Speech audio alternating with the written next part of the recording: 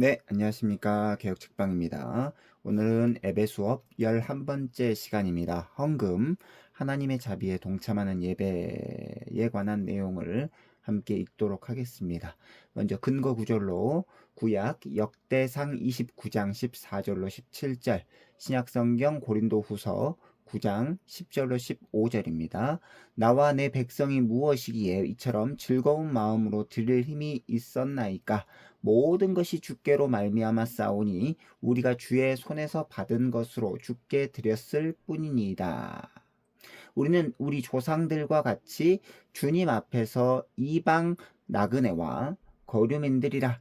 세상에 있는 날이 그림자 같아서 희망이 없나이다. 우리 하나님 여호와여, 우리가 주의 거룩한 이름을 위하여 성전을 건축하려고 미리 저축한 이 모든 물건이 다 주의 손에서 왔사오니 다 주의 것이니이다. 나의 하나님이여, 주께서 마음을 감찰하시고 정직을 기뻐하시는 줄을 내가 아나이다. 내가 정직한 마음으로 이 모든 것을 즐거이 드렸사오며 이제 내가 또 여기 있는 주의 백성이 주께 자원하여 드리는 것을 보니 심히 기쁘도소이다. 고린도후서 9장 10절로 15절입니다. 심는 자에게 씨와 먹을 양식을 주시는 이가 너희 심을 것을 주사 풍성하게 하시고 너희 의의 열매를 더하게 하시리니 너희가 모든 일에 넉넉하여 너그럽게 연보를 하문 그들이 우리로 말미암아 하나님께 감사하게 하는 것이라. 이 봉사의 직무가 성도들의 부족한 것을 보충할 뿐만 아니라 사람들이 하나님께 드리는 많은 감사로 말미암아 넘쳤느니라. 이 직무로 증거를 삼아 너희가 그리스도의 복음을 진실이 믿고 복종하는 것과 그들과 모든 사람을 섬기는 너희의 후한 연보로 말미암아 하나님께 영광을 돌리고 또 그들이 너희를 위하여 간구하며 하나님이 너희에게 주신 지극한 은혜로 말미암아 너희를 사모하느니라. 말할 수 없는 그의 은사로 말미암아 하나님께 감사하노라. 아멘. 자, 그러면 생각해 보기를 살펴보도록 하겠습니다. 헌금의 액수가 클수록 헌금을 많이 드릴수록 하나님께서 기뻐하실까요? 그건 아니죠. 왜냐하면 각자의 경제적인 형편은 다르기 때문에 액수가 클수록 또 헌금을 많이 할수록 하나님이 기뻐하시는 것은 아닙니다. 두 번째, 신자는 연보를 통해 이웃사랑을 실천한다. 맞을까요? 에, 연보에 대해서 이제 우리가 읽어보면서 살펴보도록 할 건데, 이 연보는 이 가난한 자, 어려운 자들을 구제하는 그런 용도로 사용됐을 때에 쓰였던 단어입니다. 그래서 이것들을 조금 이따가 내용을 통해서 살펴보도록 하겠습니다. 그러면 헌금에 대해서 우리가 정확하게 짚고 넘어가야 될 내용은 이것입니다. 자비의 봉사자라고 좀 이따가 이제 집사직에 대한 그 내용이 나올 건데, 이 자비의 봉사인 헌금을 통해서 이웃사랑과 복음 전파를 구체적으로 확증하는 것이 바로 헌금이다라는 것을 기억할 필요가 있습니다. 그래서 오늘 내용을 통해서 함께 배워보도록 할 텐데요. 하나, 둘, 셋, 넷, 다섯, 여섯, 일곱 가지의 내용을 함께 살펴보도록 하겠습니다. 첫 번째, 헌금에 관한 오해가 많이 있다. 두 번째, 예배 때 회중은 하나님을 향한 헌신을 표명한다. 세 번째, 헌금은 액수에 많고 적으냐의 문제가 아니다. 네 번째, 연보와 관련을 맺고 있는 직분이 집사직이다. 다섯 번째, 헌금 순서의 중요성을 알아야 한다. 여섯 번째, 헌금하는 것도 교육과 훈련이 필요하다. 일곱 번째, 헌금은 복음 사역과 자비의 구체적인 확증이다. 라고 되어 있습니다. 그러면 한 가지씩 살펴보도록 하겠습니다. 첫 번째, 헌금에 관한 오해가 많이 있는데요. 혹시 헌금하는 시간이 제일 꺼려지는 분이 있을까요? 당연히 없다고 할 수 없습니다. 있겠죠. 주일에 다른 곳에 가지 않고 예배하러 나온 것이 얼마나 대단한 헌신입니까? 그런데 그런 교인들에게 헌금마저 요구합니다. 자, 주일 헌금, 11조 헌금, 감사 헌금, 선교 헌금, 건축 헌금 등등 여러 가지 종류의 헌금이 있죠. 요즘 교회들은요, 예배 중에 헌금하는 시간을 따로 가지지 않으려고 합니다. 보통은 거의 다 그렇게 하죠. 예배 전에 예배실 입구에 헌금함을 배치해 놓고 자발적으로 헌금을 놓고 들어옵니다. 예배당으로. 그래서 누가 헌금을 했는지 드러나지 않아서 좋다고 하죠. 그러니 예배 시간에 굳이 헌금하는 순서가 없어도 될 것 같아 보입니다. 그러나 정말 그렇는지는 우리가 심각하게 물어봐야 된다는 거죠. 우리는 헌금을 하나님과 그 백성의 만남이라는 관점에서 봐야 합니다. 자, 그래서 먼저 하나님께 주시는 것을 받는 것이 예배죠. 자, 중요합니다. 하나님께서 주시지 아니하면 우리는 그 하나님께 받은 것을 돌려드릴 수 없습니다. 그런데 분명히 하나님께서 우리에게 모든 것을 주셨기 때문에 우리는 받은 것을 하나님께 드리는 것입니다. 그래서 중요한 것은 뭐냐? 예배는 하나님께 드리는 것이 먼저가 아니고요. 받는 것이 먼저입니다. 예수 그리스도의 피로 구속받은 하나님의 회중이 하나님께 자신을 드릴 수 있는 이유는 하나님께서 구속받은 백성들에게 자기 자신을 주셨기 때문입니다. 주셨기 때문에 우리가 받았기 때문에 다시 되돌려 줄 수 있다는 것을 기억할 필요가 있습니다. 그래서 로마서 12장 1절은 이렇게 말씀합니다. 그러므로 형제들아 내가 하나님의 모든 자비하심으로 너희를 권하노니 너희 몸을 하나님이 기뻐하시는 거룩한 산제물로 드리라. 이는 너희가 드릴 영적 예배니라. 자, 요컨대 신약시대의 제사는 자신의 몸을 드리는 것입니다. 여기서 말하는 몸은 사람 전체를 대표하는 것으로서의 몸을 말합니다. 여기에 이제 우리가 헌금의 의미가 나와 있다는 것을 기억할 필요가 있습니다. 우리의 몸이 물질이기 때문에 물질을 헌금하는 것이야말로 몸을 드리는 구체적인 표현이다라는 것을 기억할 필요가 있습니다. 자, 그래서 두 번째입니다. 예배 때 회중은 하나님을 향한 헌신을 표명하는데요.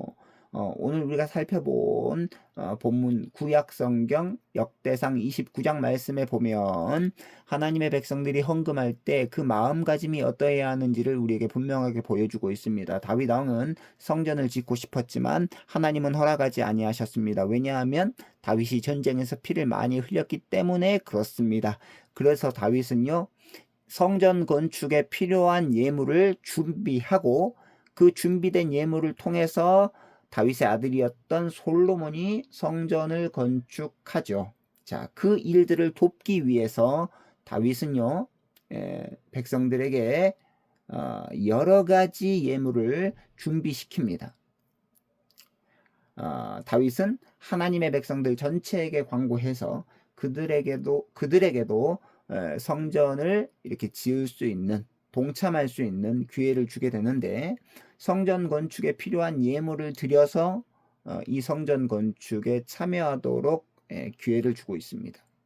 그러면서 자원하여서 이렇게 백성들이 예물을 하나님 앞에 가져오니까 다윗은 하나님께 이렇게 감사 기도를 올립니다. 어떻게 감사 기도를 올리냐면 14절 말씀, 나와 내 백성이 무엇이기에 이처럼 즐거운 마음으로 드릴 힘이 있었나이까? 모든 것이 주께로 말미암아 싸우니 우리가 주의 손에서 받은 것으로 주께 드렸을 뿐이니이다. 그러니까 모든 것이 하나님께로 왔다라고 하는 이 사실을 강조하며 기도를 올려 드렸습니다. 자, 그래서 하나님의 회중은 자신들이 만든 것을 가지고 하나님께 나아가는 것이 아니라 하나님께서 주신 것을 가지고 하나님께로 나아가 마땅히 하나님께 되돌려 드릴 따름이죠. 그래서 예배는 하나님과의 교제이기 때문에 하나님께 드리는 것이 있지만 우리는 우리의 것으로 하나님께 드리는 것이 아니라 우리가 하나님께로부터 받은 것을 마땅히 되돌려 드리는 것 뿐입니다. 그 구체적인 표현 중에 하나가 바로 헌금이다라는 것이죠. 그래서 세 번째입니다. 헌금은 액수가 많고 적으냐의 문제가 아니죠.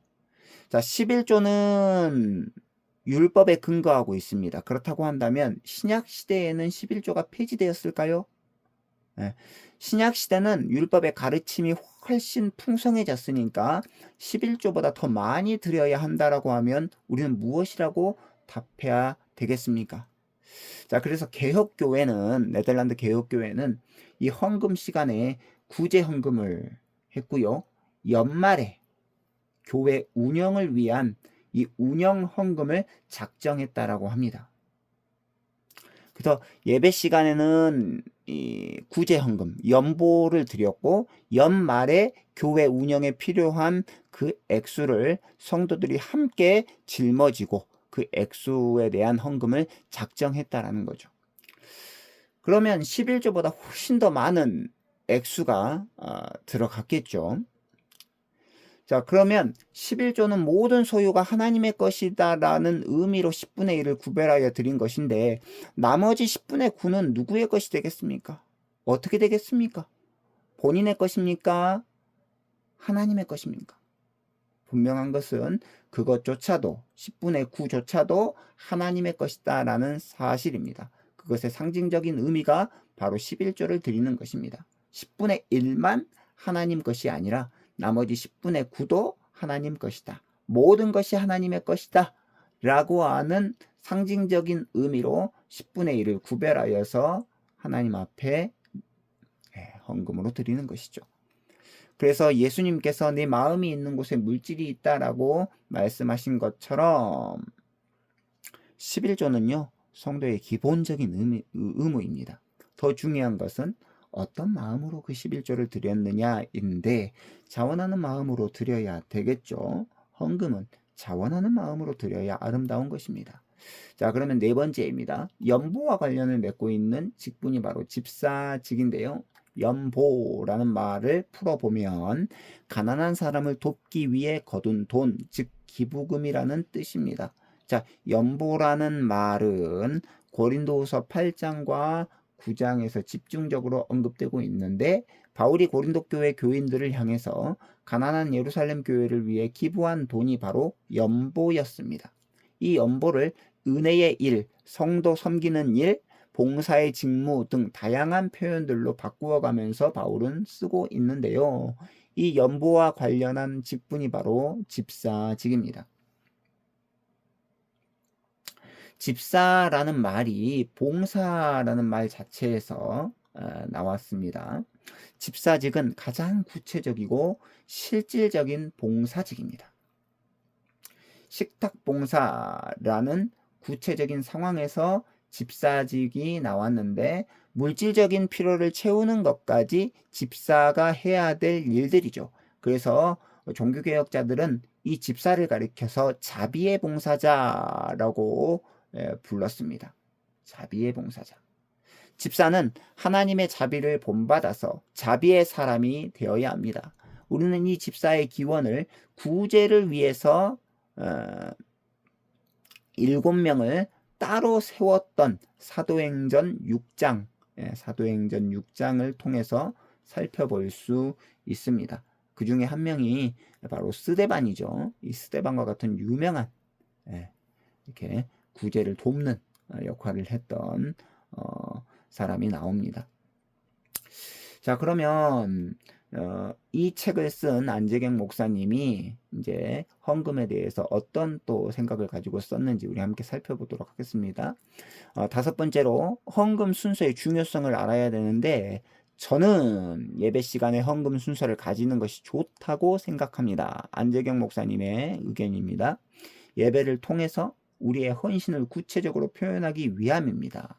예배당 입구에 있는 헌금함에 헌금을 하고서 예배에 참여할 수도 있겠지만 예배 중에 구체적으로 우리 자신을 드리는 헌금을 하는 것이 좋다라는 것이죠. 아까도 우리가 예수님께서 하신 말씀을 한 번 더 되새겨 보면서 너희 보물이 있는 곳에 너희 마음이 있다라는 이 누가복음 12장 34절의 말씀처럼 헌금은 가장 구체적인 헌신의 표현입니다.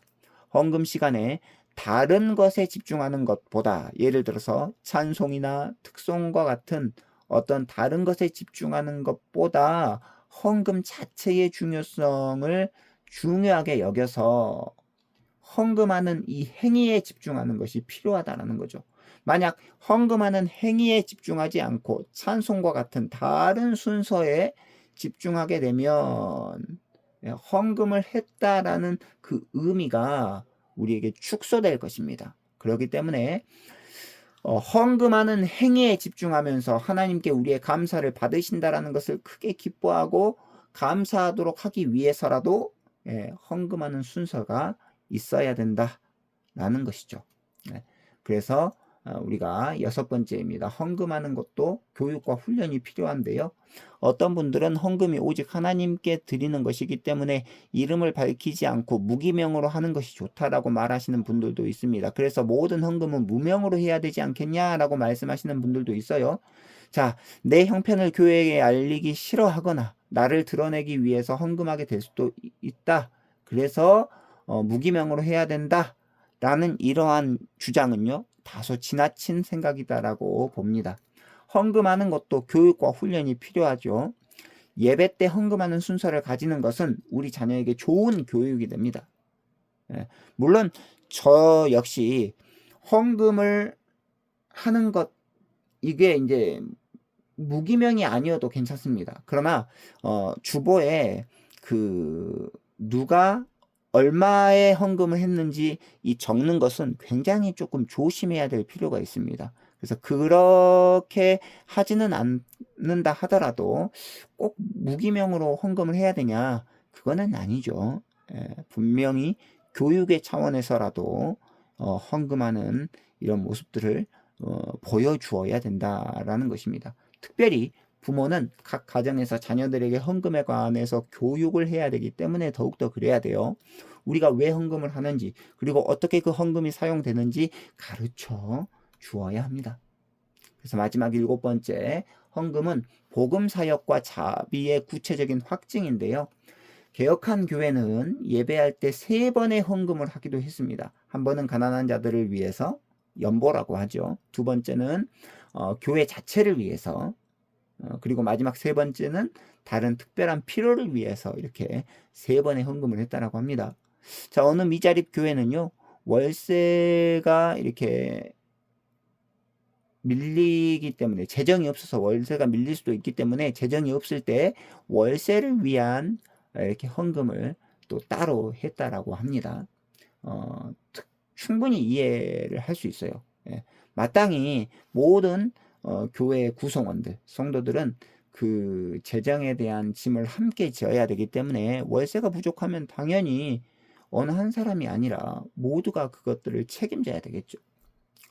교회는 구제를 열심히 해야 합니다. 구제는 복음의 구체적인 적용입니다. 하지만 교회는 단순히 구제 기관이 아닙니다. 재정과 관련해서 가장 중요하게 생각해야 될 것은 교회가 복음 전파를 위해서 세워졌다라고 하는 사실입니다. 목사는 교인들의 헌금 일부를 생활비로 받습니다. 이것은 일꾼이 그 싹을 박는 것이 합당하다라고 하는 그 말씀에 근거합니다. 일부 이중직 목사들처럼, 물론 저 또한 얼마 전까지 이렇게 이중직을 했지만 자신은 교회로부터 생활비를 받지 않으니까 보다 자유롭게 목회할 수 있다라고 해가지고 이중직에 올인을 하면서, 그러니까 이 복음의 일보다, 복음 사역보다 생업에 더 집중하면서 교회의 어떤 그 사례비를 받는 것에 대해서 부정적으로 볼 필요가 없다라는 것이죠. 한국교회 절반 이상이 목회자 이 가정의 생활비를 감당하지 못하는 상황입니다. 그리고 외부 후원 및 교회 재정 대부분 목사 가정의 생활비의 지원에 들어가는 것도 사실입니다. 그러나 바울 이후의 교회는 복음 전파의 중요성 때문에 생활비를 마땅히 교회가 지원해야 된다라고 성경은 가르치고 있습니다. 바울도 일꾼이 그 싹을 박는 것이 마땅하다라고 말하고 있습니다. 일하는 소에 망을 씌우지 말라라고 말씀하고 있는 것이죠. 자, 그래서 헌금은 헌신의 가장 구체적인 표현이다라는 것을 기억할 필요가 있고요. 내 마음과 목숨과 뜻을 다해 하나님을 사랑합니다라는 고백과 내 이웃을 내 몸과 같이 사랑합니다라는 이 고백을 확증하는 행위가 바로 헌금이다라는 것입니다. 그래서 교회는 하나님의 자비에 동참해야 되는데요. 신자는 가난한 이들을 위해 박애정신 때문에 연보하는 것이 아니라 복음과 하나님의 영광을 위해서 헌금하는 것입니다. 자, 하나님을 위해 가난한 자들을 위해 돕는 것이 그들을 진정으로 돕는 것이죠. 하나님의 영광을 위해서 가난한 자들을 돕는 것, 이게 진정으로 돕는 것이다라는 것입니다. 헌금 순서를 통해 집사직을 포함한 신자 모두는 교회와 온 세상을 향해 그리스도의 자비를 베푸는 사명을 실행하고 있다는 것을 우리가 알 필요가 있습니다. 그래서 마지막 요약합니다. 헌금에 대한 오해가 많음에도 불구하고 우리가 예배에서 헌금을 통해서 하나님을 향한 헌신을 구체적으로 표명해야 함은 성경이 가르치는 마땅한 사실입니다. 헌금은 가장 구체적으로 하나님과 이웃을 위해 자신을 내어놓는 실천이죠. 헌금은 자비의 봉사이며 액수의 많고 적음의 문제가 되지는 않습니다. 헌금과 관련을 맺고 있는 직분이 집사직인데요. 헌금은 자비의 구체적인 실천이며 우리는 교회 안에 가난한 자들에게 손을 내밀어야 합니다. 또한 헌금은 교회와 복음 사역을 위한 것이기도 하기 때문에 말씀 사역자, 특별히 목회자의 가정을 지지하는 것에 힘을 마땅히 써야 합니다. 이렇게 헌금을 통해 우리 자신을 구체적으로 내어놓는 것, 이것을 훈련하는 것이 우리에게 필요하다라는 것이죠. 자, 여기까지 우리가 살펴보았고요. 다음 시간에는 강복선언에 대한 내용, 마지막 12번째 장이죠. 강복선언에 대한 내용으로 찾아뵙도록 하겠습니다. 좋아요와 구독은 저에게 큰 힘이 됩니다. 안녕히 계십시오.